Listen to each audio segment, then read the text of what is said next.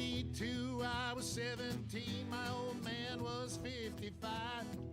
If you do the math between the two of us, that's 72 years of life. An eternity, so it seemed to me. How could anything live that long? Now I say my folks were only 84 the year that they passed on. For a little while it seems you got time to choose your dreams. Pretty soon you look around and you see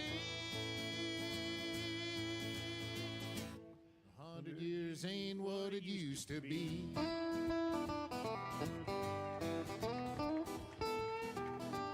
And my grandpa Roy, when he was a boy in 1904, he was taught by men who fought in the actual Civil War. And only 8 decades passed and my high school class put the tassels on the other side. Started on our way full of naivete on the great American ride. The months and years slide past, each more quickly than the last. Pretty soon you look around and you'll see 100 years ain't what it used to be.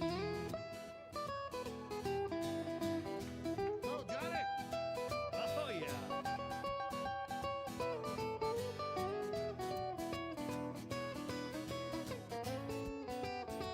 Oh, yeah, Johnny, hey!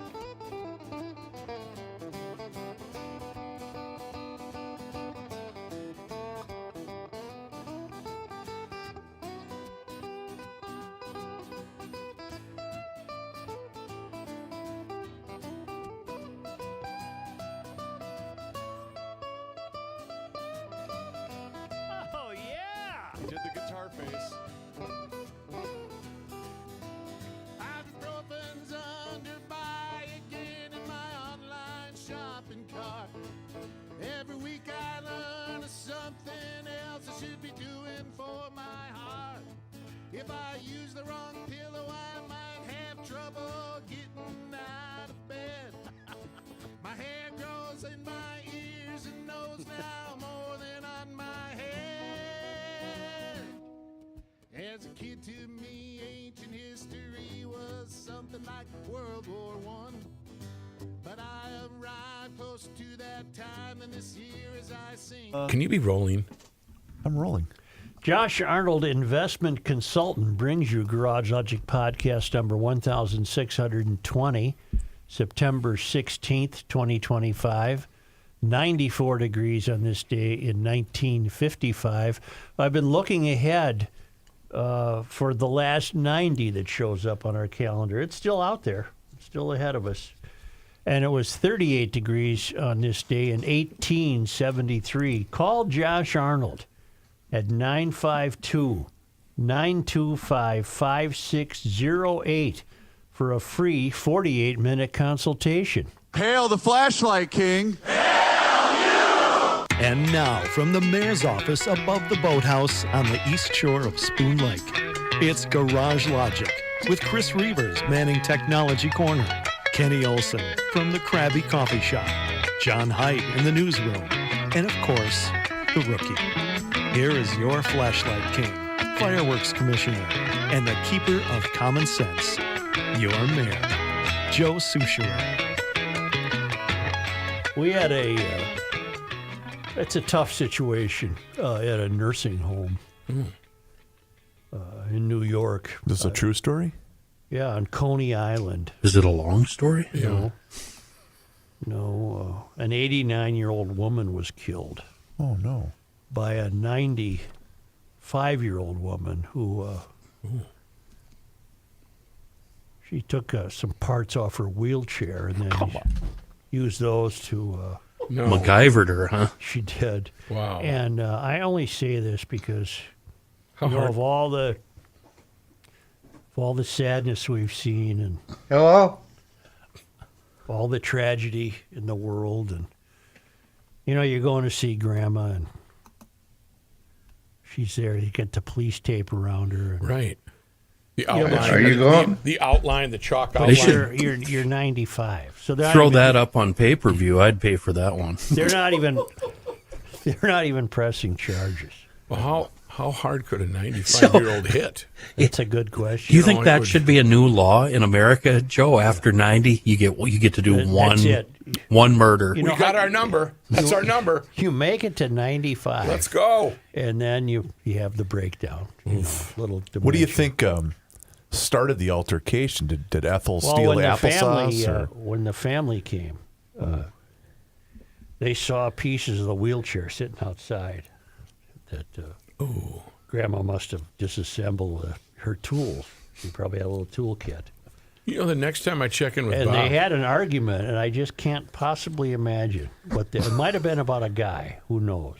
You know, good old Some Stan young- in 23B. Some young 83-year-old Right. dude working Just his in. way through the home. see, 95 still seems old to me. Yes. 89 doesn't necessarily feel that old to No, me. no. You know? So, the 89-year-old woman it's a senior housing facility. And the 89-year-old woman had her life cut short. Isn't it interesting, Joe, how that number changes with age? Oh, isn't it? I used to think 60 was 1 foot in the grave. Yeah. And now, yeah, That's very in my young. rear view mirror. 60 is very young. But 95, I still think that's old. And on yesterday, a wheelchair part could be seen out the facility behind crime scene tape. It sounds like a South Park episode. It really does. But No, it's they're not gonna be often. okay. I know death is not to be made No, heavens fun no. of, but it's not often. She's 95. Decent run. It's a good run. That's but the 89-year-old, she had her life cut short. Right. But she played with 4 years of house money. The 95-year-old, 10 years of house money. But wait, so you said they're not going to press charges? No. Well, No. if you're in all seriousness, Well, she wouldn't. She doesn't know if it's day or night. I know that, but if let's say you're a family member of another resident at that same facility, You might want her moved. you'd probably say, "Hey, wait a minute here," or maybe you're looking at the legal bill or the monthly bill, saying, "Yeah, why don't you take it down?" Chuck You know- Mangione was in court today. No, Chuck's Luigi. gone. Yeah, Chuck is. Luigi. This guy has a fan base. Woofda. Didn't we just lose Chuck? What did he say in court? He said, That big funny looking trumpet thing? Cornet. Yeah. This guy had a big legal victory, Luigi, much to the delight of his fans, because our culture is so messed up. How messed up is it? Well, Luigi Mangione has fans, and apparently he's not charged with. What does it say here? They took away the terrorism charges. Judge Gregory Caro said that the evidence was legally insufficient for the counts of murder in the first degree in furtherance of an act of terrorism. What? So this guy, he's not facing life in prison, and he certainly isn't facing the death penalty. He was cut a big break there, is the way it sounds. I'll say. And his fans erupted in glee. They still I have hate a that he has fans. federal case also, though. There's two cases Well, this was against just him. a New York State Correct. case? Yep. I see. the fan page also though has a membership requirement, Joe. You have to be heavy. I'm looking at pictures of the fans. That was Chuck. give me a age median. I heart. She's got a Sign. T-shirt that says "I heart," but inside the heart is a picture of him. I heart Italian boys. Well, go find one that doesn't murder people. What? She's and she has a. Well, I'm not going to even say. What good does it do us Doesn't. to point out how someone looks? It's yeah. You Especially can't when win, I is what look- you're saying. Especially when I catch a glimpse of myself walking by a mirror. It's it's a reminder. Right.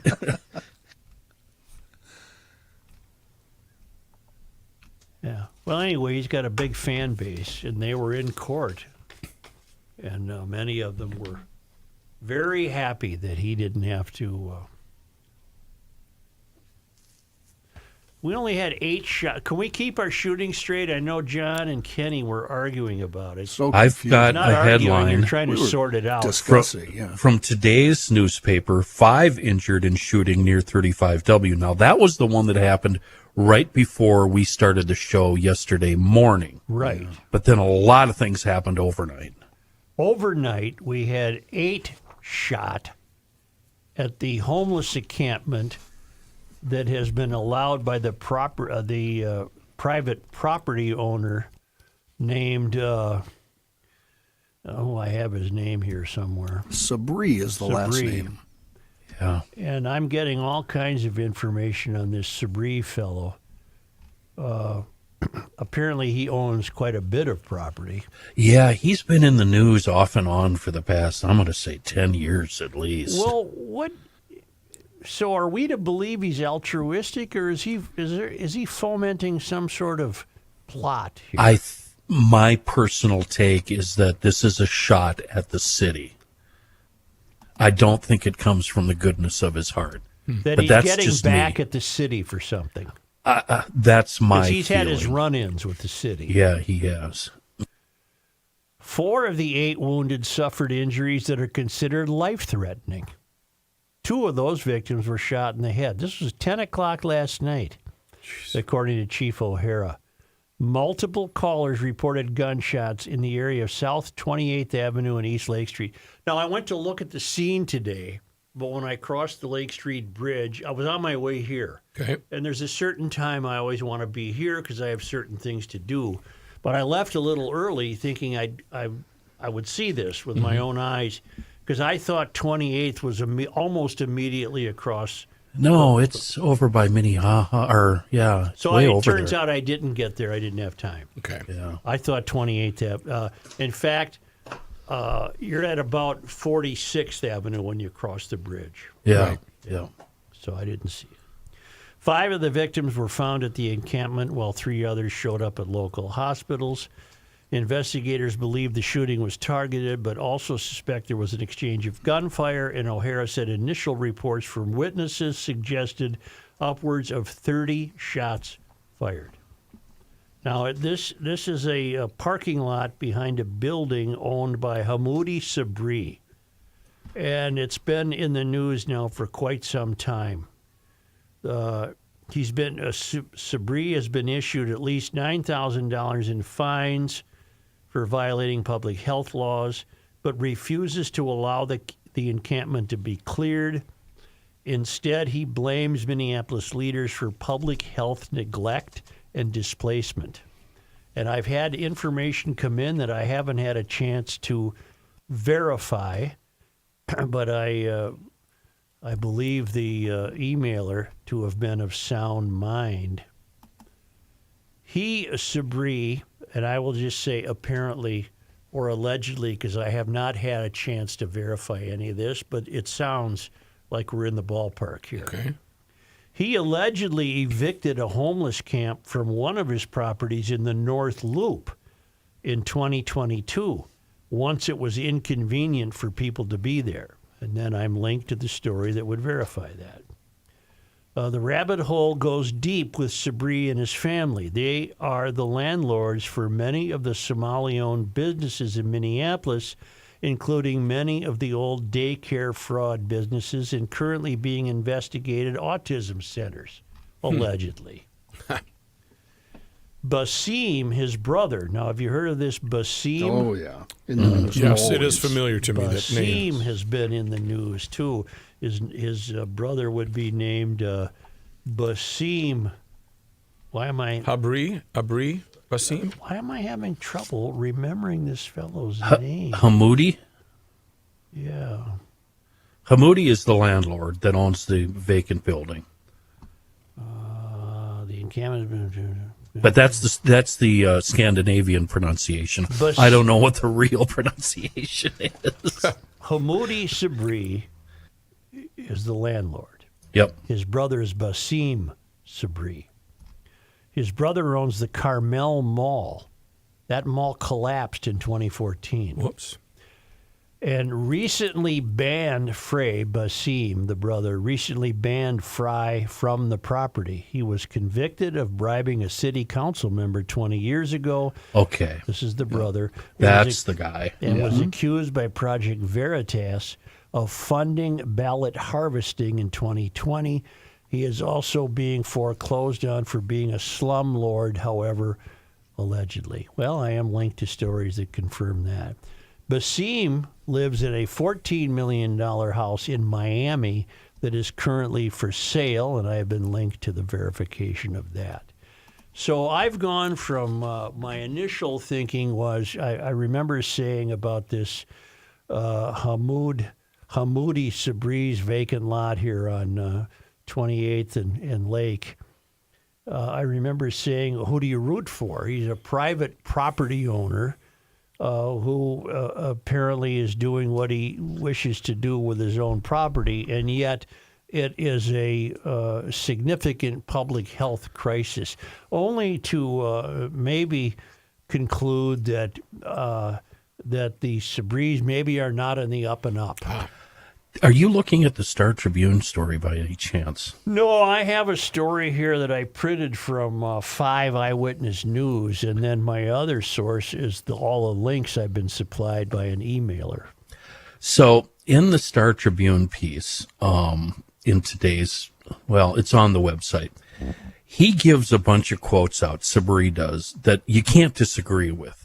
He said in a statement Tuesday that his encampment is in response to Lake Street having become a place avoided by many and blatantly ignored by leadership. He goes on to say, Uptown has been abandoned. For years, Phillips and Lake Street have endured shootings, displacement, and trauma without the sustained care or urgency shown to other parts of the city. Instead of emergency response, the pattern has been abandonment and repeated displacement that leaves people more vulnerable to violence. So, yeah, we were right. This is him giving the city the very, very big needle. What does he hope to gain from this? That's the question. That's the question. He has certainly been successful in drawing attention to the conditions that he's quoted as referencing. He's been successful. Now what does he want? Yeah. Do you think the shootings just proved his point? Or not? They certainly do. They certainly prove that this is an abandoned area. Yeah. And it's a Wild West. Anything goes there, apparently. But I don't know what he personally intends to gain from this. His property values aren't increasing with a homeless encampment in the back parking lot. Right. I don't know what he intends to. There is the possibility, however remote, that he cares about the homeless. Well, this isn't a quote, but this is in the story. Sabri opened his own land to the homeless in July after growing frustrated with the city's homeless dispersal tactics, which he says have driven people struggling with mental illness and addiction. There might be a propane tank that explodes. You might get shot. You might get... I think, Matt, if you go there, you're reasonably uncaring about the risks. Yeah. If you end up there, you're past risks. There's no running water, no toilets. People are relieving themselves in the entryways of nearby buildings. Yeah, that's a blue-collar neighborhood over there, too, by the way. That's not the ghetto. It's just hard-working blue-collar folks. Is that west of 35? No, it's east of Minnehaha and Hiawatha. Oh, hell, I could have got there. Yeah. I would have 20 blocks. Yeah, you were almost there. I should have done it. Well, I will today. You got outside of your radius, is what you're saying. Well, didn't they Just outside my routine. I thought they cleared it overnight. Did they not clear it I overnight? know, but I can still see where it was. See, I got a note from. Oh, this isn't the note. Where in the hell's the note? I bet it's right over there. Where? It's at the bottom of the pile where they Oh, always this are. is a note from Jeff Dayton. Oh, I'm on his podcast today. Oh, yeah. Yeah, really? yeah. Where's the note I really wasn't wanted? You going to talk about your taxes? Maybe he could write a song about your taxes. No, we're not talking about that. We were talking about podcasting. I don't bring up taxes. Who are you looking at? Are you looking You. at me on the You. screen? I know that's Yes. always. Hi, Joe. How you I doing, never know. buddy? I never know if Joe's making faces at me or what. Graham Thickens of West Bloomington writes, I have to say, I've heard you talk about Precision Door countless times, and I've always thought, yeah, someday I'll try them out. Well, last week I heard you mention their noisy door special, and I realized that had my name all over it. Nothing with my door was visibly broken, but I didn't like the sound it was making. I immediately went online and scheduled an appointment and got one only a couple of days out. So this past Friday, September 12th, my technician, Chuck, showed up. Even a few minutes early, he was good and diagnosed the problem. Turns out my door didn't just need an adjustment and new rollers. It was on the cusp of failing. I needed a new spring and bearings, among other things. Who knows how long it might have lasted, but I definitely did not want it breaking in the winter. Chuck fixed it, and I even had him replace the rollers of my other two doors while he was at it. He was not only extremely knowledgeable and efficient, he was fun to talk to, a former professional snowboarder, of all things. Net, I now have a new garage door guy. Cheers from West Bloomington, Graham. Thank you, Graham. And you are referring to Precision Door, Minnesota. If you need a new door, they've got them, and they've got models for every budget, and they send out a door guy, and that consultation is free, or the noisy door tune-up special for $149. That's almost a $300 value. Get ready and get this thing taken care of before winter hits. Book online at Precision Door MN, one word, precisiondoormn.com, or call Precision Door at 612-263-6985.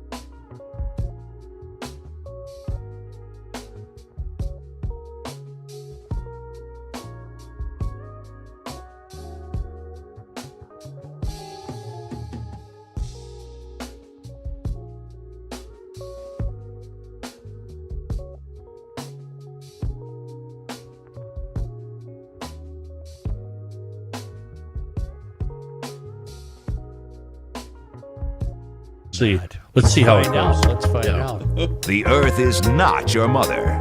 The Joe Souchere Show. So I was geeking out on the website customroasting.net over the weekend. Boy, I have a lot of admiration for Steve and the head roaster, the head honcho, the head go-getter at Custom Roasting there in Buffalo. I love that he does things the correct way, the GL way, if you ask me. He keeps this business nimble and agile, but able to fill big orders instantly and provide the best blends and the freshest coffee you're ever going to have. Starting with always keeping the coffee fresh. He does that by only roasting coffee he has orders for. So when you go on the website, you pick out your blend or you put in an order, they get it, they roast it, then they send it out right away, or they get it ready for you to pick up in Buffalo. It's your call. You got to tell them. The roaster he uses, this is where I was geeking out.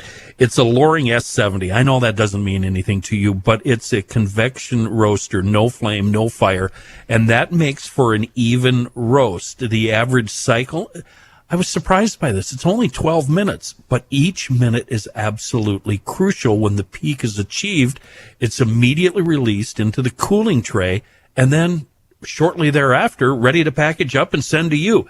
And I promise you, you will taste the difference when you brew up your first pot. Order them either whole bean or ground. It's your choice. And be sure to check out, if you've never done it before, check out the GL Starter Pack when you go to the website. It's customroasting.net. A brilliant cup of coffee at a reasonable price. Customroasting.net. I don't know. That was all right. Every year, I swear to myself, I'm no longer going to subscribe to the New Yorker. Oh, you still do? Yeah, but then I come across a story like in the current issue, and I say, I can't deprive myself of these stories. What? What did you find? It was the story of a woman named Bella Freud, who is, yes, the great-granddaughter of Sigmund. And she lives in New York, and she has a podcast called Fashion Neurosis. Can you possibly tell me if that's doing well? Is there a way to check if you can find out? I will look as you All right. talk about that. But I read it because I thought, why is this a story? I defy anyone to tell me they've heard of this podcast, Fashion Neurosis.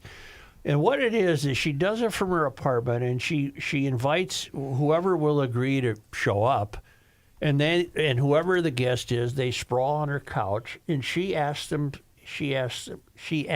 questions like, "Are you comfortable being naked?" and things like that, or "What is your favorite piece of clothing?"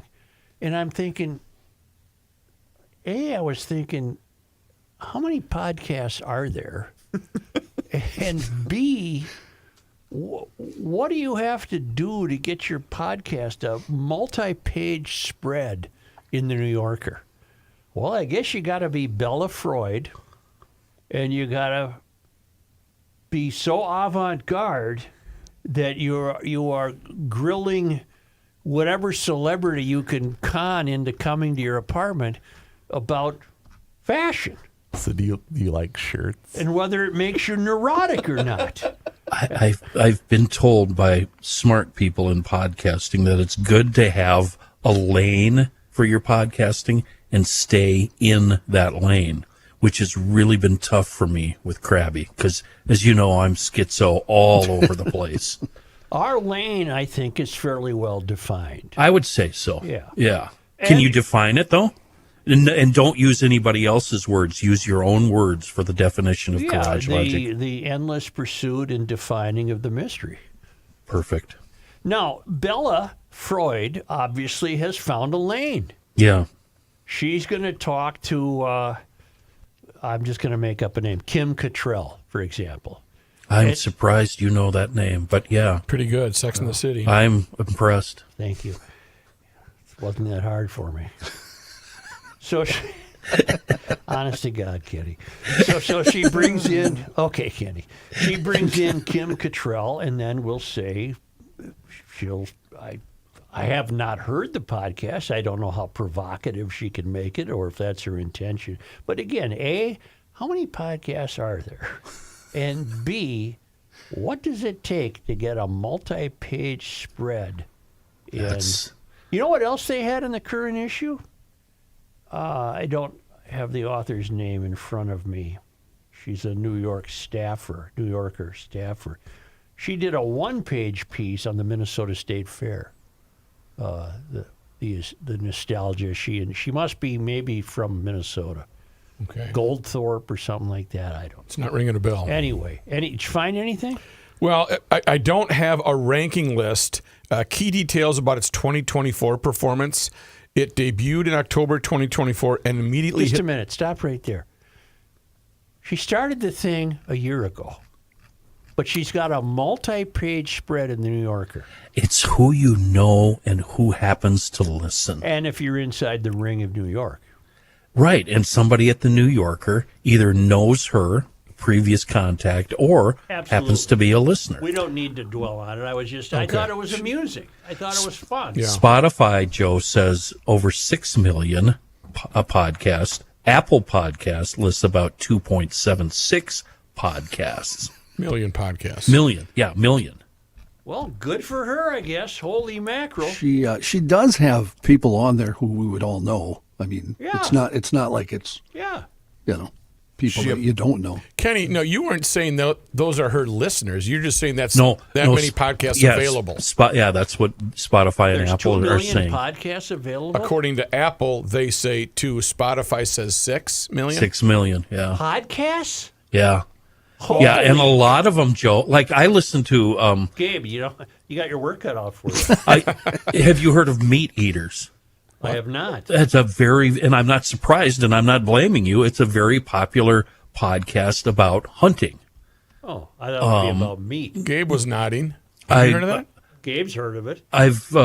There's trapping podcasts, fishing podcasts, I know, airplane podcasts. Yeah. These 2 brothers that you hate in the NFL, those clowns do really good and get huge guests. That's all driven by Taylor Swift. You no, never they were heard popular of them before Taylor. Maybe you didn't, and you're right. Taylor really, really helped, but they were popular before Taylor. She pushed them right over the top.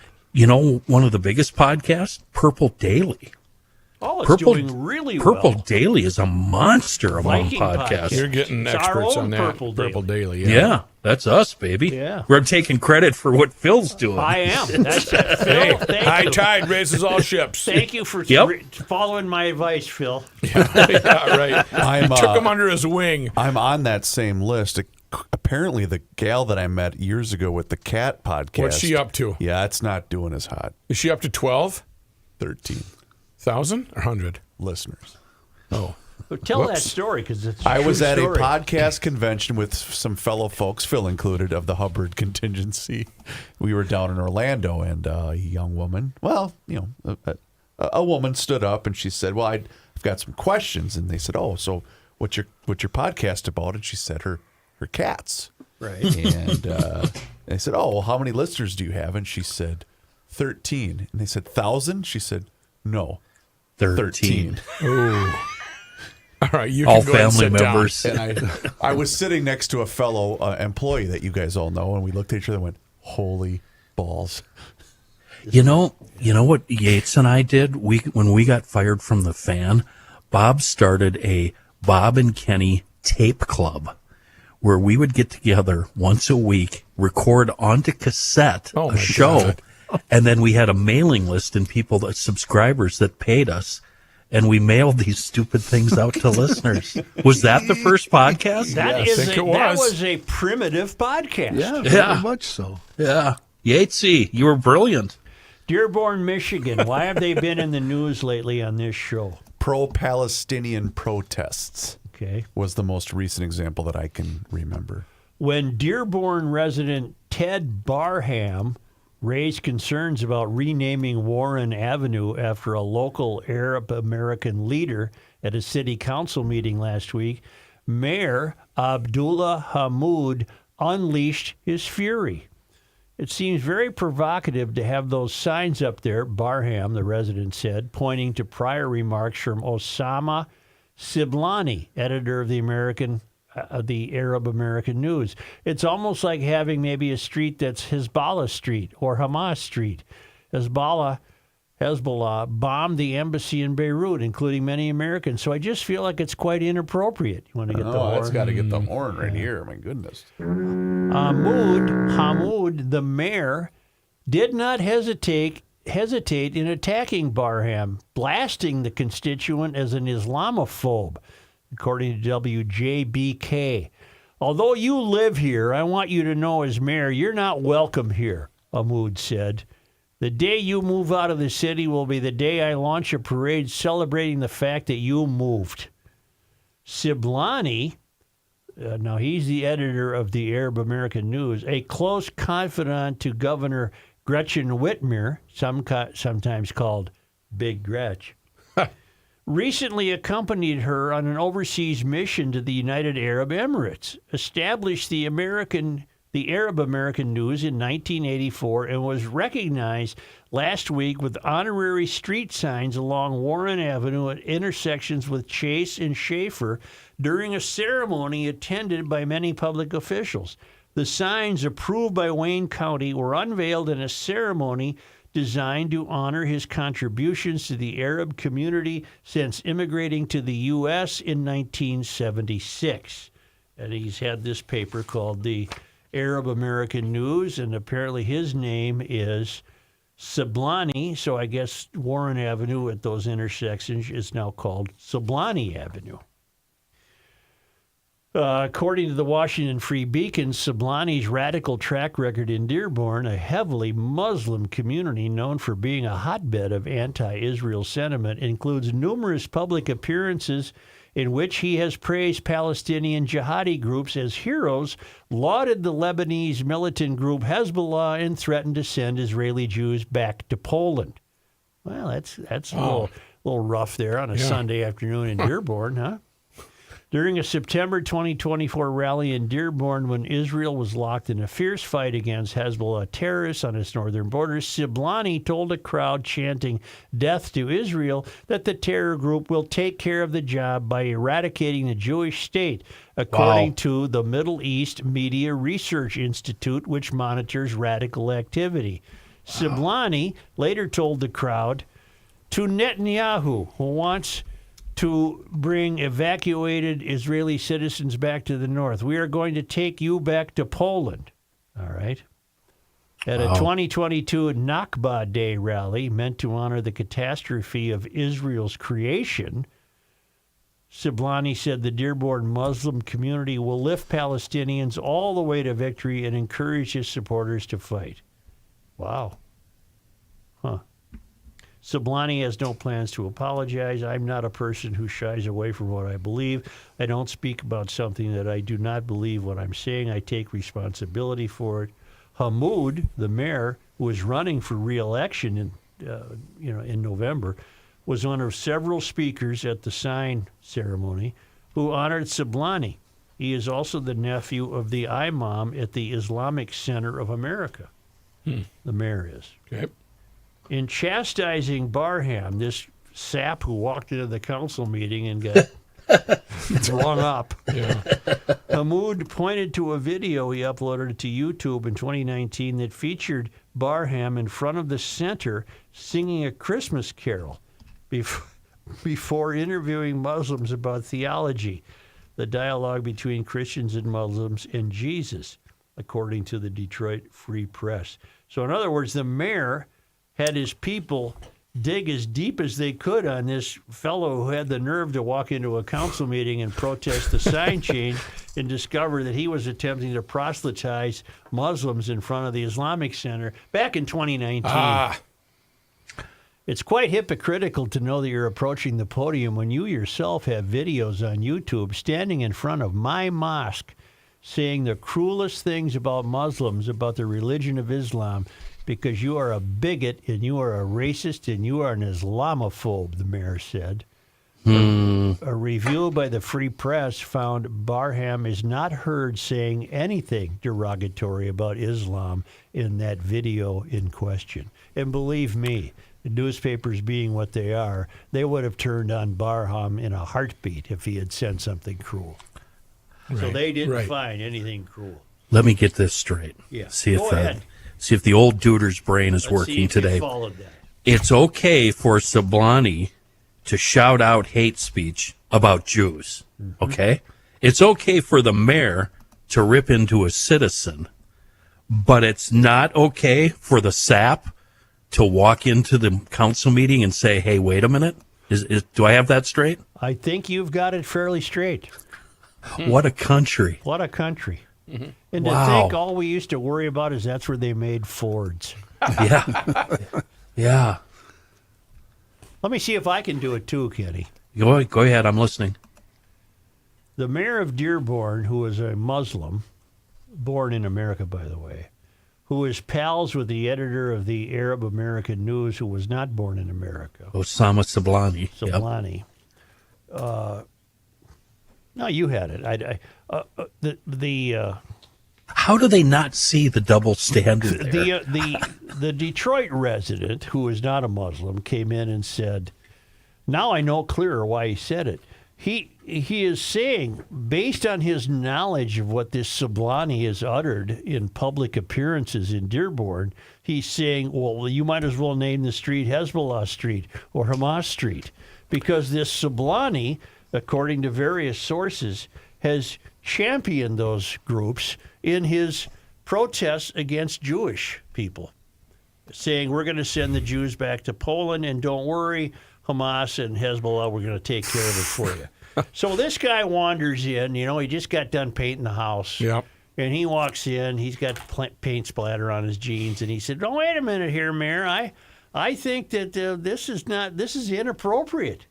You don't have to. No, you're not above the rules. I mean, sir. what the hell here? We're in Dearborn, Michigan, and you want to put up a street sign honoring Osama Sablani.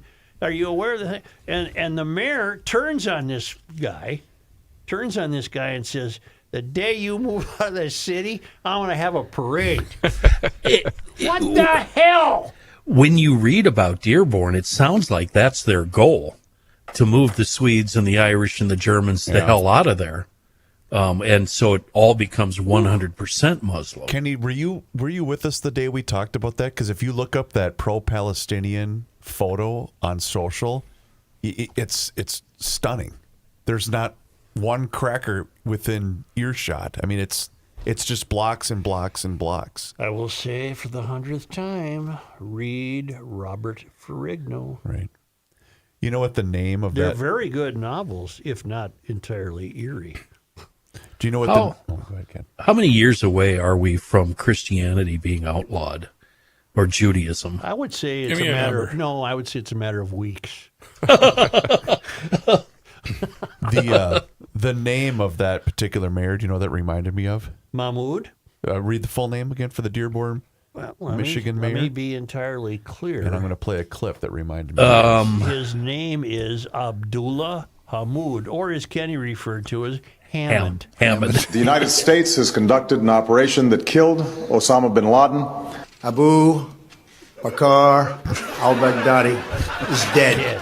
The United States launched a targeted operation against that compound. They did a lot of shooting, and they did a lot of blasting, even not going through the front door. You think you go through the door. If you're a normal person, you say, "Knock, knock, may I come in?" After a firefight, they killed Osama bin Laden and took custody of his body. He died like a dog. But his death does not mark the end of our effort. A beautiful dog. A powerful dog. We give thanks for the men who carried out this operation.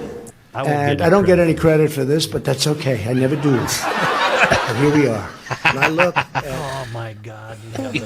He died like a dog. Like a dog. Someday, no. Here's a ray of hope. Oh, Here's a ray of hope. here we go. Someday, well, I don't know if it's a ray of hope. I should have clarified that. Someday, will we look back? I probably won't be around. Okay. But will I hope you still are. Will people look need to back gig. in fondness for that kind of Trump the way we missed W?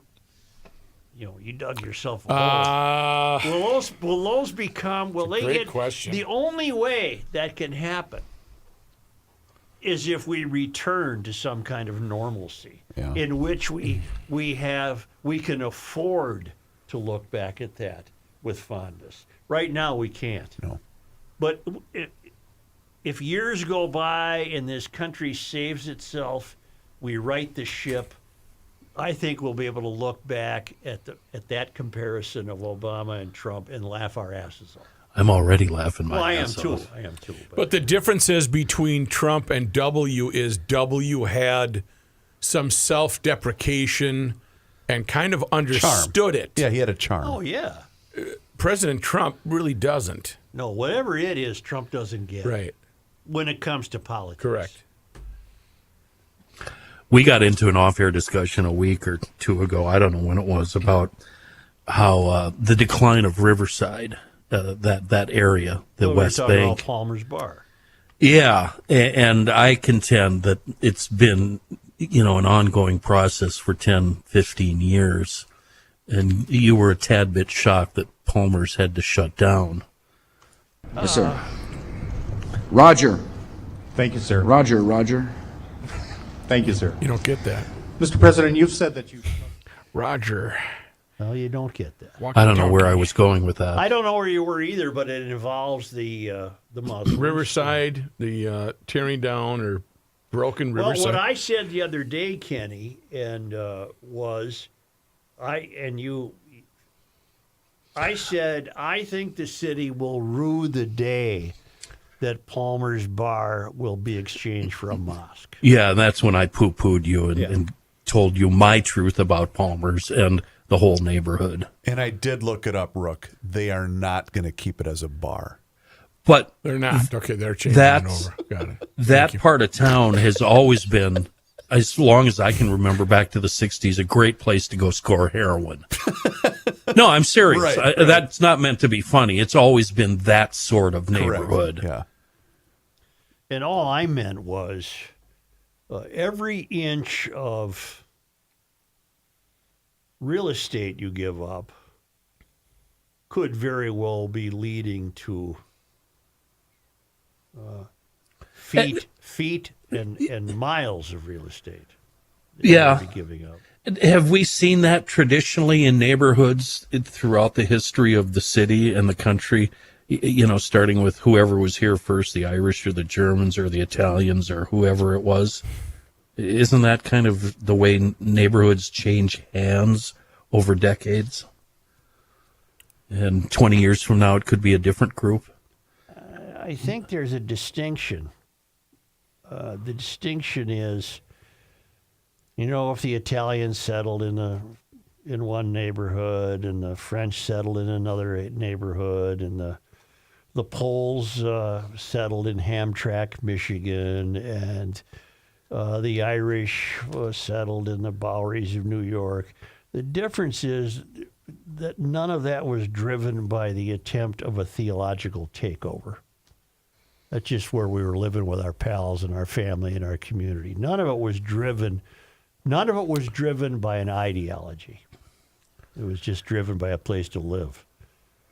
You repeatedly hear stories about immigrants in the 1800s, early 1900s, forcing their children and family to speak English in the house, even though English wasn't the main language. Well, as they said in Blazing Saddles, we'll give land to the bleeps and the bleeps, but we don't want the Irish. That's right. I'm glad that I was able to experience that Riverside area in the 80s and 90s. Boy, that was... You park your car at 6 o'clock and you don't go back till 3 in the morning. There's just bars. It might still even be there. Bars and parties, and just a wonderful, fun area. From the Caboose to the 400. At some point, I hope this is not true, but at some point, the chances are you're going to need Bradshaw and Bryant personal injury attorneys just to help you figure out what to do following an accident. Insurance companies and adjusters can be difficult. Introduce the team from Bradshaw and Bryant. They take a tough deal and turn it into something you can get through and understand. They represent you and help you in a tough time. For 6 consecutive years, Mike Bryant is a super lawyer recognized by Minnesota law and politics. I hope you're never in an accident, but if you are, call Bradshaw and Bryant at 800-770-7008 or go to minnesotapersonalinjury.com. Your case evaluation is absolutely free. And Bradshaw and Bryant does not want you to be part of the problem. Don't text yeah, I said it right. Bradshaw and Bryant does not want you to be part of the problem. Don't text and drive or drive distracted. That's just common sense from Bradshaw and Bryant.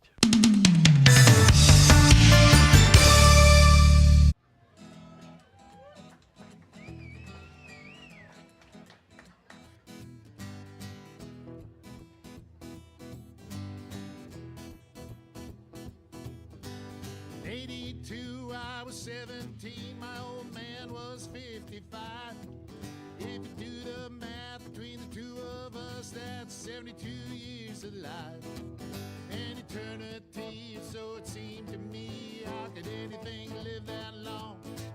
Now I say my folks were only 84 the year that they passed on. For a little while it seems you got time to choose your dreams. Pretty soon you look around and you see 100 years ain't what it used to be.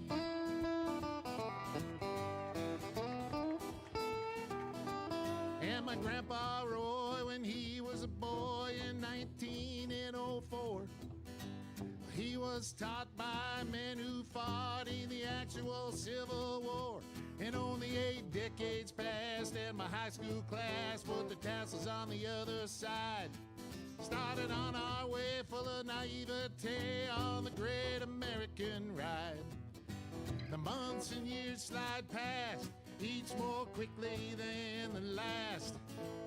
Pretty soon you look around and you'll see 100 years ain't what it used to be.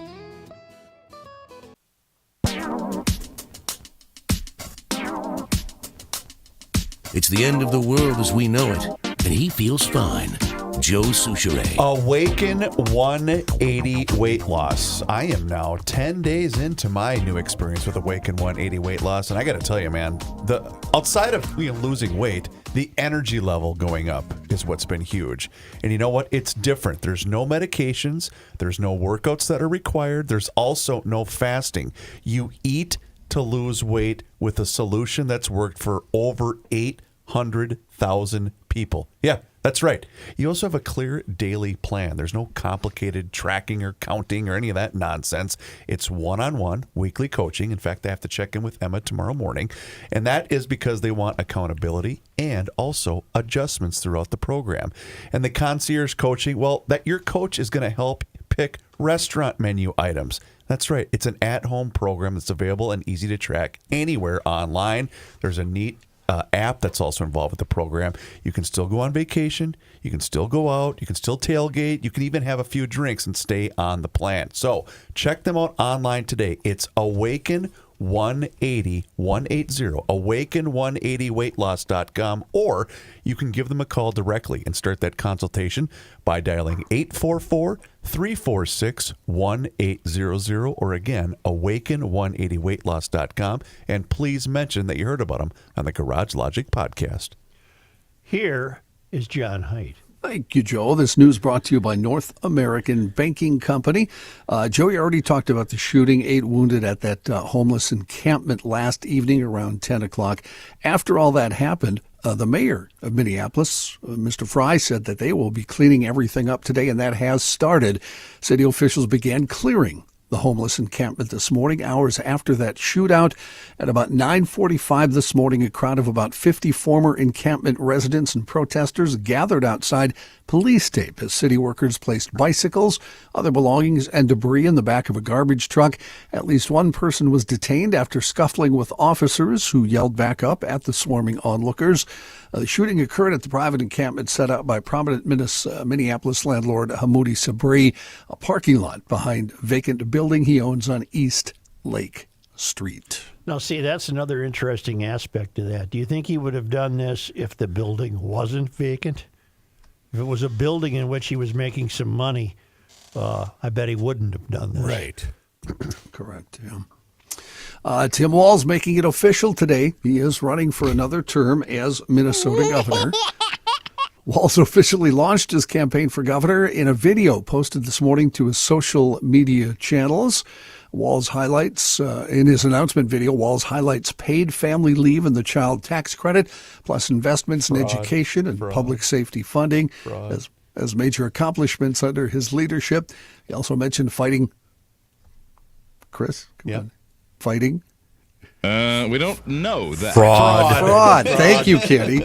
Getting serious about gun violence and protecting rights and freedoms as some of his main priorities moving forward. Shouldn't this all have been a priority the first time he ran?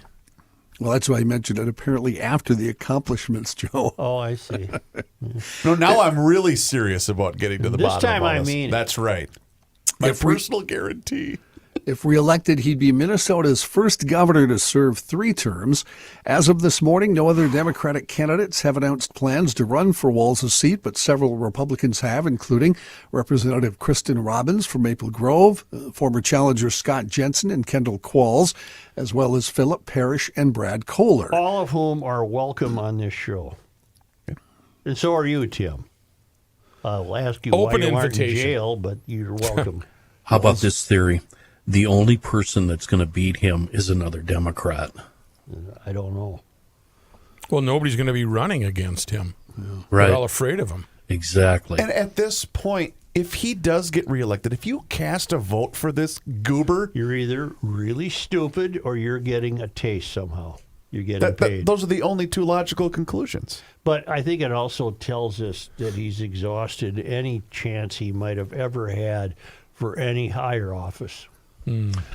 Kendall needs to get out to farm country, needs to get up to the Iron Range, to deep south, cover the whole state, and cover it well, Kendall. Go to every county seat in the state.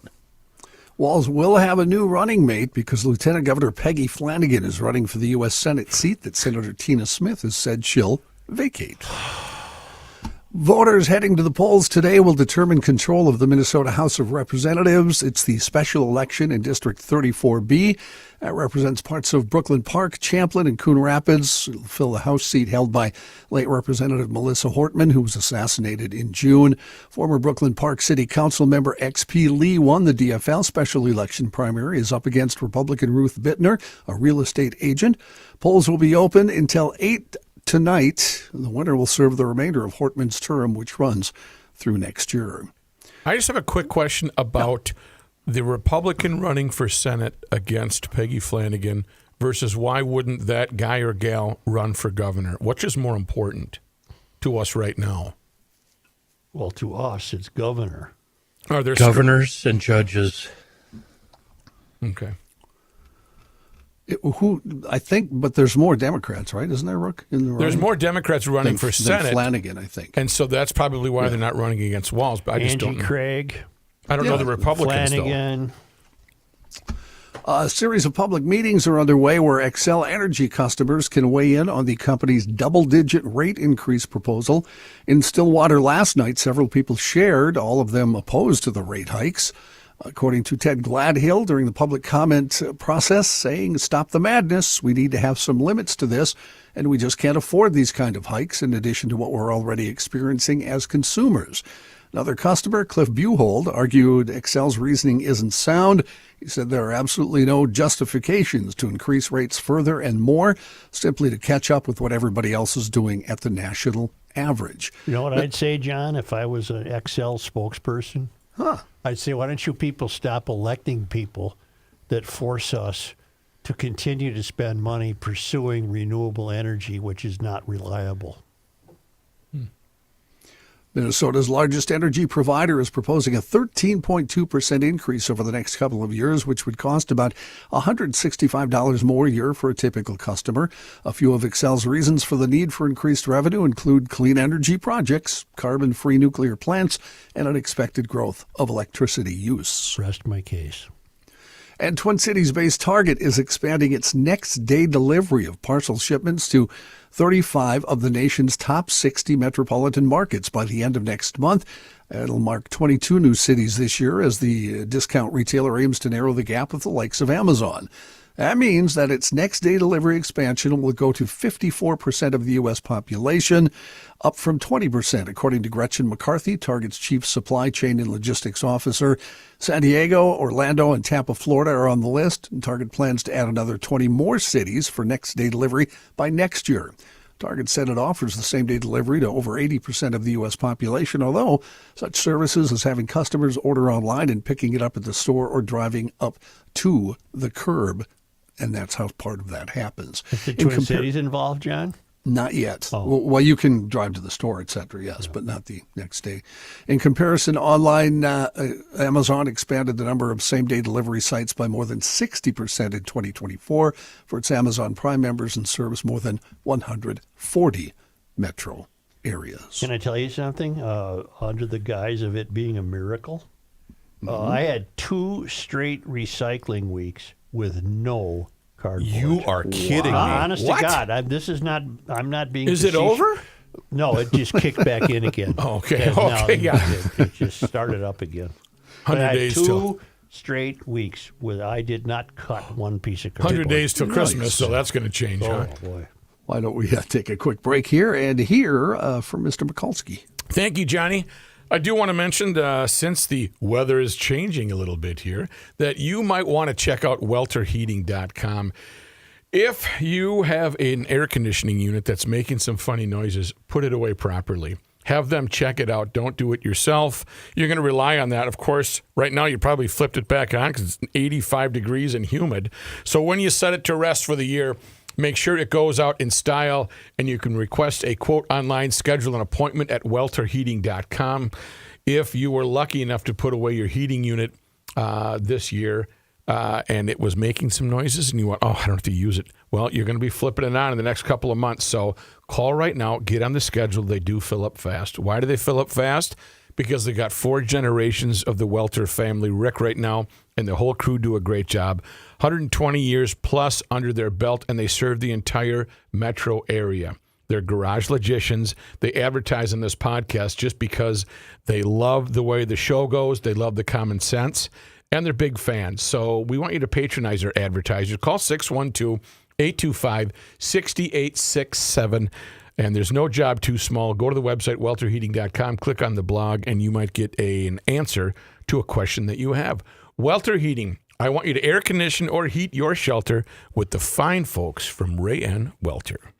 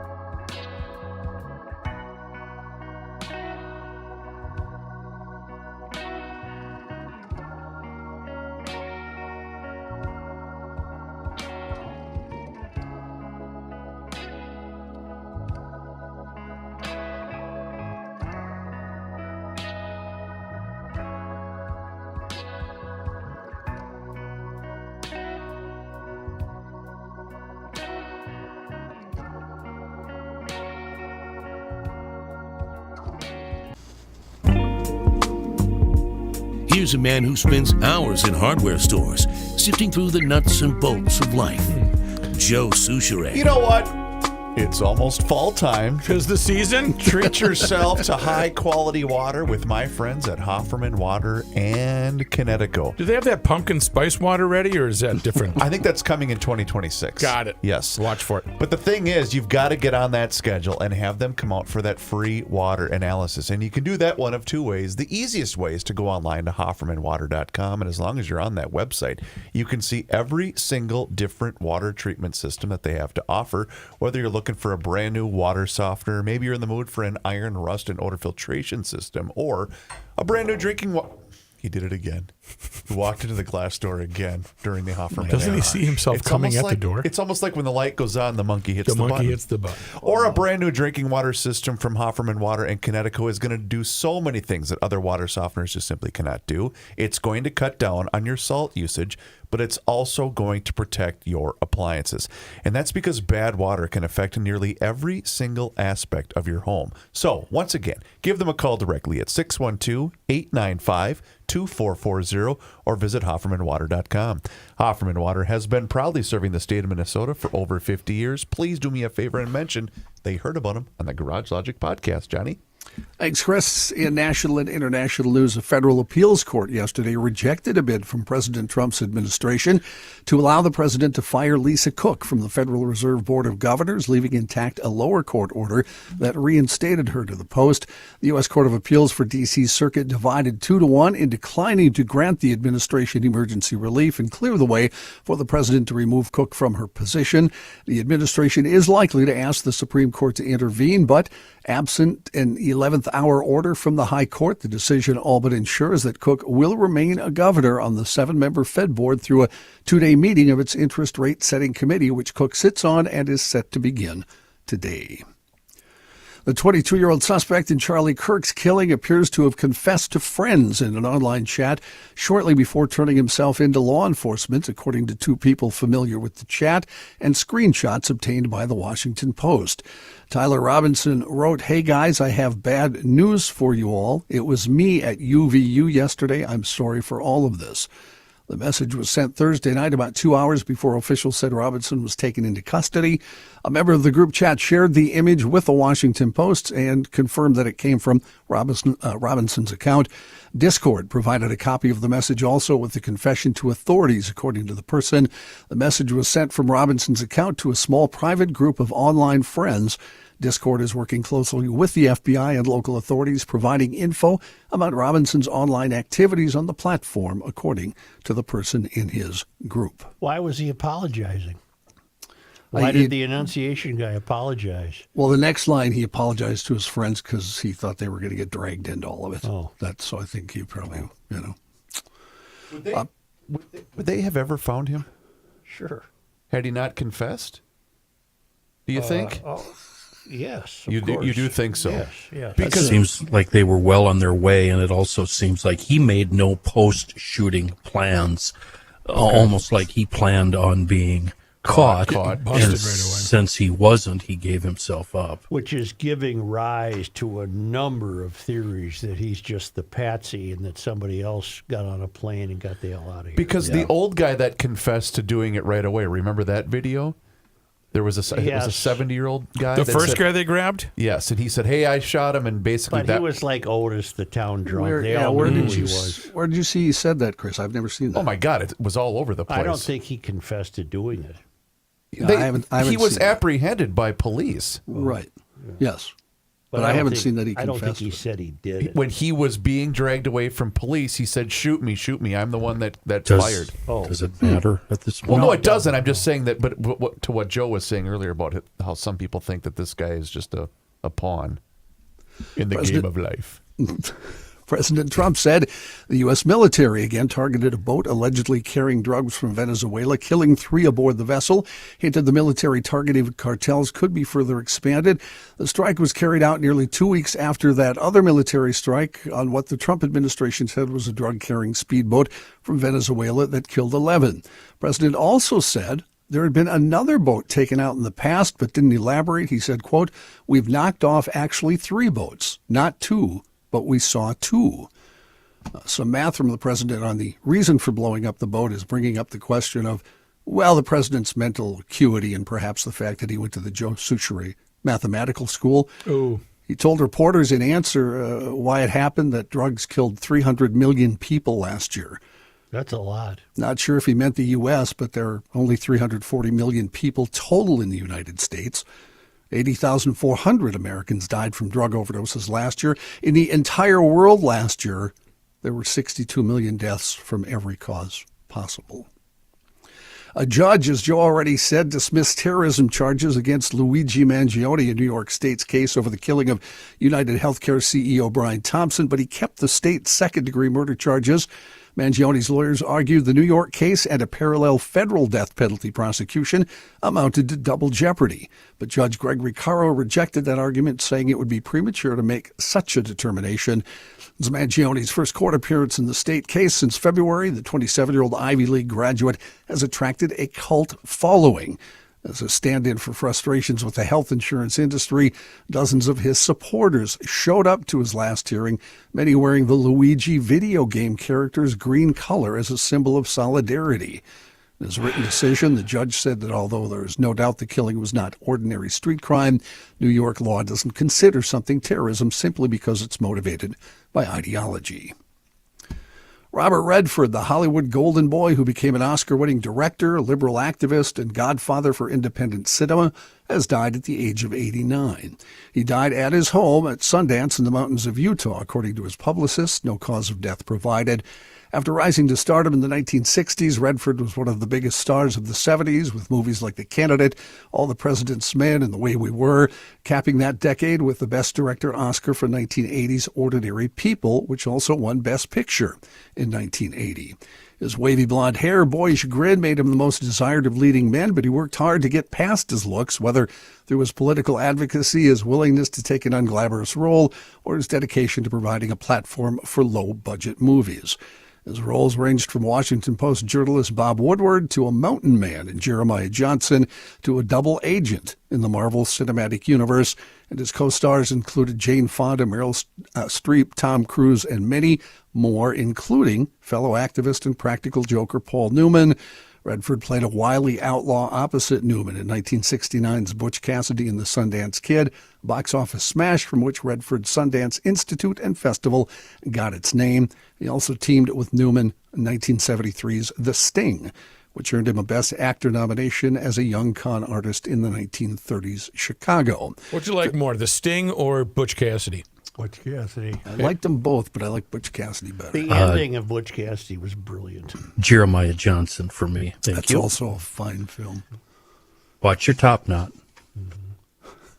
He starred in 1985's Best Picture champion Out of Africa. In 2013, received some of the best reviews of his career as a shipwrecked sailor in All Is Lost. In 2018, he was praised again in what he called his farewell movie, The Old Man and the Gun. Again, he was 89 years old.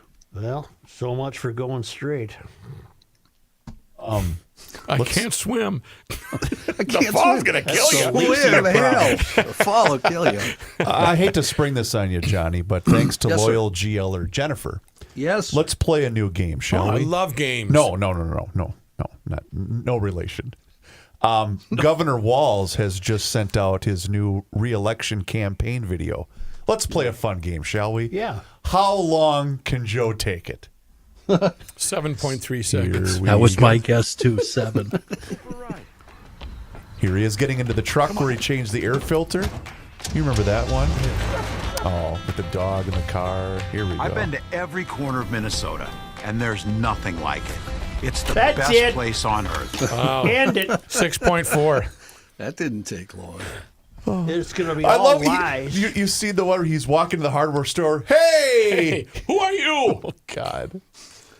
He's going to get reelected. I'll bet anybody any amount of money they want right now. How many times? When's the last time you think in the last 8 years he's been in a hardware store? Without a camera, without staff, Well, he went to, what was the fishing opener he went to that was a combo store? Was it Madison? No, he's up in Cross Lake. This was a couple years ago. I still call that a bait shop. I thought it was down in the Mankato area. I meant like Madison he had to Lake or find an something. electrical outlet or he needed to replace a light bulb. But he basically got booed out of there. I remember How that. long is that scam going to last of spending money on the governor's mansion? He's still not done. Not only that, have you driven by East Cliff? Yeah, they're doing something there. They're doing the whole fence. They're doing Yeah, landscape. I they're saw it doing the other everything. day, yeah. At the cost of this taxpayer, right? That might be still us, yeah. John, were you done? We need to convince every single GLer all across this state to get the vote out. Write down, what is voting age? 18. We need every single voter we can get. Let this guy start collecting one of his 7 or 8 pensions and just relax. But Joe, he's still fighting for us. I know he's fighting. Thank you, John. You're going to force him to buy a house, though, Joe. Our friends at the American Experiment will be a great source of Tim Wall's coverage, great source of gubernatorial coverage. Right now, they're a little focused on education because under Tim, it hasn't fared too well. We've tried more money. We've tried top-heavy administrations and increasingly big bureaucracies. Nothing works. Half the kids in this state, it's just statewide, by the way. It's not just the metro. Yep. Half the kids in this state can't read or do math at grade level benchmarks. So the American Experiment has come up with a new idea. 7K for kids. You parents get control of $7,000 of the money you'd normally send to the government, and then you choose the best education for your kid. Public, private, charter, homeschool, whatever you think is going to work the best. You can learn more at 7kforkids.com or americanexperiment.org, which you should be checking every day anyway, americanexperiment.org.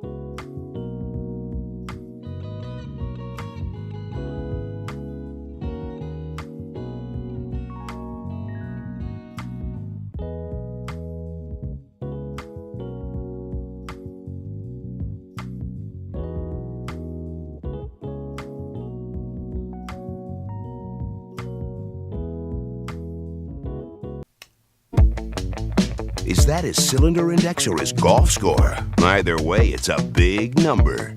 Here's Joe Souchere. North American Banking Company. You know what? They've been at this game since 1998, and back then they had a philosophy. It's banking done differently. And you know what? You get that feeling anytime that you walk into any one of their 6 Twin Cities locations, whether it's Roseville, 50th in France, Hastings, Woodbury, Shoreview, and also in Maple Grove. They're wonderful. I decided to make the switch for my big national bank, and I think you'll be happy if you decide to do the same thing as well. And they do offer all of the services as the other big national banks, whether you're looking to perhaps buy a home, maybe finance a new home renovation project, or get that new car that you've been dreaming about. My friends at North American Banking Company are going to be able to help you out, and they do offer all of the same online and mobile banking options as the other banks, but the difference is you're going to get the unparalleled service of a community bank. And they are also locally owned and operated. Here's why that's important. That means loan decisions are made right here in the Twin Cities. They are not sent out of state. So this helps you business owners solve problems quickly and also expand your business with confidence. So check them out online today. It's nabankco.com to learn more. Once again, it's banking done differently. North American Banking Company, member FDIC, is an equal housing lender. Joe? Remembering that this great American experiment of ours boils down to free speech, it is amazing how many people revealed themselves to be so hateful in the wake of Charlie Kirk's death.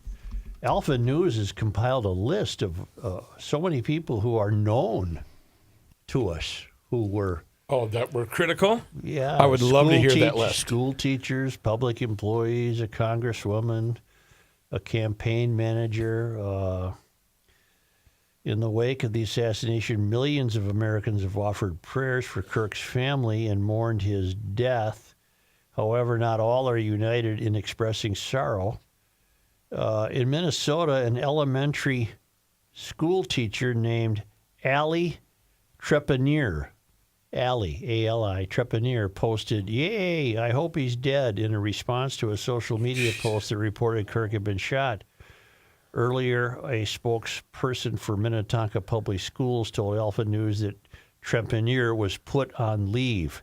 Well, big deal. She's probably still getting paid. Another teacher, Melissa Mackins-Nangle. Melissa Mackins-Nangle said he was a dick. "I don't hate that he died. I don't hate that he died the way he did. He and his like-minded buddies are the worst humanity has to offer. F all of them." Only she didn't use the word. She said more than F. Nangle works as a language arts teacher at Austin High School in Austin, Minnesota. The school district said they are aware of the post. And let's mention that Allie worked special education in Wayzata. Okay. Myrtle Lemon Todd. Myrtle? Myrtle. You don't see many Myrtles. No. Myrtle Lemon Todd, a DFL political operative who uses they, them pronouns. Who cares? Uploaded a deranged video to Instagram saying, "I'm not sorry for not mourning Charlie Kirk's death." The DFLer asked why people are mourning the death of a Nazi and said, "F him." Lemon Todd has worked on the campaign as the campaign manager and communications director for the 3 LGBT members of the House of Representatives, Lee Finke, Brian Curran, and Lish Kozlowski. Finke identifies as transgender, and Kozlowski identifies as non-binary. Alpha News reached out to the House DFL caucus but did not receive a reply. Tony Ranero, a Minnesota Department of Human Services employee, trashed Kirk on Facebook, saying, "This is the guy everyone is crying for, a guy who supported violence upon others." I'm not sure he did. How did he, I wonder? And LMAO, "Can't believe people are actually crying for this piece of blank hate monger." I just... Why do people feel so moved to comment on Facebook? Because they don't like thoughts that disagree with theirs. DSJ said it won't be providing a comment. A longtime Hennepin County employee, Sandra Filardo, responded to a news article about Kirk's death by saying, "Rich white guy is shot and killed. Trump is so sad. Meanwhile, our children are getting shot in their churches," and he says nothing. I think he... did say something about enunciation, didn't he? I'm not sure. She is a assistant Hennepin County attorney. Mm-hmm. Wow. Maybe now we'll get some attention to the issue of gun control, added Filardo. Maybe we just need Trump's minions to be as fearful as we are in our communities for this effing nonsense to stop. As the iconic Melissa Hortman said, sorry, not sorry, I'm pissed, all right? I don't think she should have dragged Hortman into that. Alpha News reached out to the Hennepin County Attorney's Office regarding this matter, but did not hear back. Shocking. On Friday morning, Democratic Congresswoman Ilhan Omar shared a vile video in which a man calls Kirk a reprehensible human being and stochastic terrorist who caused his own death. The narrator of the video also said the far right was using Kirk's death to further their Christo-fascist agenda. I don't think so. Republican House Majority Whip Tom Emmer lambasted Omar for sharing the video, saying, shame on you. Okay.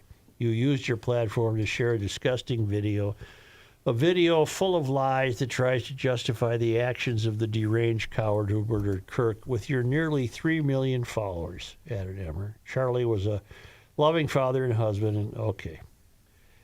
This is a new low even for you, he concluded. Alpha News contacted Omar's communications director, but did not get a response. So, wow. Dish it out, but you can't take it. The only one I've seen so far who has expressed some regret for saying idiotic things is Stephen King, who said, I wish I wouldn't have done that. You know why? Well, he might not sell as many books. Well, his movie flopped this past weekend at the box office. I didn't know he had a new movie. Here, let me find, because I read the story, I think it was yesterday. Hang on, let me find it for you. So Ilhan Omar used the term stochastic terrorism, a form of violence instigated by hostile public rhetoric directed at a group or an individual. Wasn't she, when she said all of those horrible things, also guilty of the same thing? To my way of thinking, she is. Yeah. And haven't we heard that sort of rhetoric from both sides of the political aisle, including from our own governor? Of course. The Long Walk, which was based upon a Stephen King book by the same name, opened up to$11.7 million domestically in the United States over the last weekend. Were they anticipating more than that? I think so. Assume so. $11 million is nothing. No, it's not. Yeah, but he's already been paid for that. It doesn't matter. They bought the rights. Yeah, but it matters if he gets points, if he gets a taste. Yeah. He's worth $500 million. I just looked it up. Yeah, right, but I guess he might have a percentage of the film based on how it does. Yes, probably. Well, I guess the only point I was trying to make, John, is him saying that I think did have an effect on the movie. And I just don't understand why these people don't realize when you post this crap online, it's going to live on forever. So, question about that. All of this rhetoric falls under the headline or the header of free speech, correct? Sure. So there's really nothing legally that can be done. I see they're talking about, was it censuring Ilhan? What are they doing? I don't know. She's been censored before, hasn't she? Yeah. But to me, it all falls under free speech, even though it's abhorrent and awful. You know, the only thing interesting about it is you're seeing the true colors of a lot of people. You know, what's shocking to me is public figures, Hennepin County, teachers, people in government. Yeah. It's shocking to me. Yeah. It's so hateful. Yeah, I think Chris hit something there. You got to realize whatever you put out there, it's out there. Yeah, forever. Yeah. You know, in a lot of cases, there's no consequences to be paid. In other cases, people lose their jobs. I think some of those people think all the people that are going to read that are their friends. Just their friends. It's like when Bob puts out on the ether, where's Karen these days? Exactly. Good to see you. How are you, Lisa? And thinking it's going to all of Facebook. So the Long Walk, America is a dystopia ruled by a totalitarian regime. Every year, thousands of teenage boys applied to participate in the Long Walk, an event which 50 randomly chosen boys are given water and rations and must walk without stopping along a preset route where the soldiers escort them. Any who fall below 3 miles per hour are given a verbal warning or are shot. Oh, that's fun. Sounds like a fun... The traveling Lymans have made a move. Where are we now? Well, yesterday they were in Qatar. Qatar, whatever the hell it is. It changes depending on the network. Today, we get the note from Catalonia, Barcelona, Spain. Man, they've made it to Spain, the traveling Lymans. You ever been? I have not. And it's only because they now come to us all the way from Spain, from the traveling Lymans. It was on this day. Joe, today is September 16th. That's right. It was on this day in 1885, McAllister College opened. Originally known as Baldwin School, it had been renamed for Charles McAllister. McAllister owned the Winslow House, a hotel in Minneapolis where classes were first held. McAllister agreed to donate the hotel to the college in 1874. Then what? It took 11 years before they figured out how to hold a college class? Maybe. They're still operating that way. Right. On this day, September 16. In 1928, I find this hard to believe that this made this day in history, but at the grand opening of a co-op in Mississippi, Minnesota, look that up, Rook, is there still a Mississippi, Minnesota? At the grand opening of a co-op in Mississippi, Minnesota, customers consumed 45 gallons of Red Star coffee and 85 dozen biscuits. Why is that on this day in history? I don't know. I disagree. It shouldn't be there. On this day. I don't see a Mississippi, Minnesota. I don't either. On the map at all. No word at all, yeah. We do have a river with the same name. They got that all over, right? I'm aware of the river. Got it. I know the river. Maybe that was at the headwaters, maybe? I don't know where it would have been. That was 1928. The almighty miss. And we learned a bunch of freeloaders drank 45 gallons of coffee and gobbled down 85 dozen biscuits. Not to mention the ones they took home in their pocket. You know that Mississippi is a fun word to type in. Is it? MISSISSIPPI. On this day, September 16th. 1995. Yeah. Henry Charles Boucher was inducted into the U.S. Hockey Hall of Fame. He was an Ojibwe, born in Warroad on June 1, 1951. Boucher had been a star player on the U.S. Olympic team and played professional hockey for the Red Wings and the North Stars. After an eye injury forced him to retire, he served as coordinator of the Warwood Public Schools Indian Education Department. 4. He's a hail fellow, well met. 2. What? 1. Oh, I thought you were going to give us the story. He scored a goal for the Red Wings, I think. What did he say? It was 9 or 12 seconds into the game. Woo. I think they were in Montreal. Hey, here's how you do it, Chris. That guy, he was a fast skater. Joe? Yeah, he scored a goal, I think, 7 seconds into a game. You're not playing your role, Joe. Come on, Joe. I have Joe! a sport. He was a fast skater, Boy, Joe. he could move. Well, you know why? Why, Because Joe? he heard the Warroad River crack, and that's what made him skate fast to shore. Thank you. Thank you. That's true. Got That's it. a true story. Okay. True story? It is. On this day in Minnesota sports disappointment history. Who would we lose to on September 16th? Well, here's what we learned. On September 16th, 2018, Daniel Carlson had a bad day against the Packers. Oh, my God. I don't know what that refers to. He missed like 4 kicks in one game, and Zimmer cut him the next day. And then he ended up becoming an all-pro with the Raiders. Yeah. No, he's a good kicker. Really? Yep. Well, that was our sports disappointment. That's where you got the... Hold on, I got to find the great quote. Here we go. When Zimmer was asked about why he decided to cut Daniel Carlson, he said... What went into the decision today to let Daniel Carlson go? Did you see the game? Did you see the game? Oh, he was a crotchety old soul. Say, tell me this. Does anyone have any familiarity with the new football stadium in Vegas? I have a friend that has season tickets there. I've driven by it a couple times. Is it retractable? I don't think so. Because you'd get some beautiful fall days in Vegas. I think there's some of the paneling on the sides we that got to opens verify up. that. Remember Reavers with covered stadiums and No, I don't think it retracts though, but I can look it up quick. Vegas. Allegiant, right? Yeah. Chris, you drove by it. Is it very, very large? Oh, it's massive. That's the report I got. Yeah. Is it by downtown? somebody. It's right off, was it 15? What's the freeway that runs through? I don't know. I think it's right off the Al freeway. Davis Way. Pretty soon to be Mahmoud Salami Allegiant Day. Stadium is an indoor multi-purpose stadium in Paradise, Nevada, southwest adjacent of Las Vegas. Southwest. That's out towards the airport.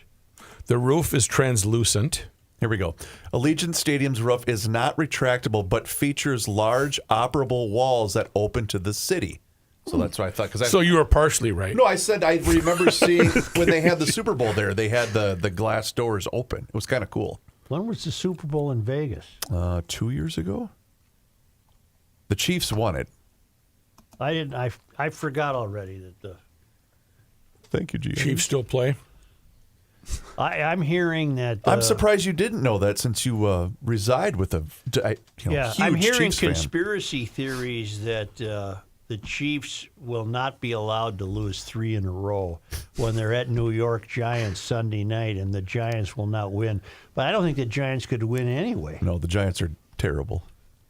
It's just west of Mandalay Bay. The venue is located on 62 acres on land west of Mandalay Okay, where's Bay. the new baseball stadium going to be? That I don't know. That I cannot tell you. And the hockey arena that's on the Strip, isn't it? The T-Mobile Arena or whatever it's called. where the Golden Knights play is right on the Strip, I believe. Yes. Thank you, G. Ellers. Hey. Please do us a favor, if you have not done so already, and subscribe to the Garage Logic YouTube channel. Yep, that's right. Garage Logic has a YouTube channel, and you can watch the show each and every single day, starting right around noon. And on that channel, you can also see full segments. There's video shorts, there's behind-the-scenes footage. It's all there for you. Just search Garage Logic on YouTube. And search for us on all of our social media channels, which includes Facebook, X, and Instagram. And you can also sign up for the Daily Logician. That's an email that comes right to your inbox each and every single day. And it includes the most recent episode of the podcast. Find out more and sign up today on the website, which is, of course, garagelogic.com.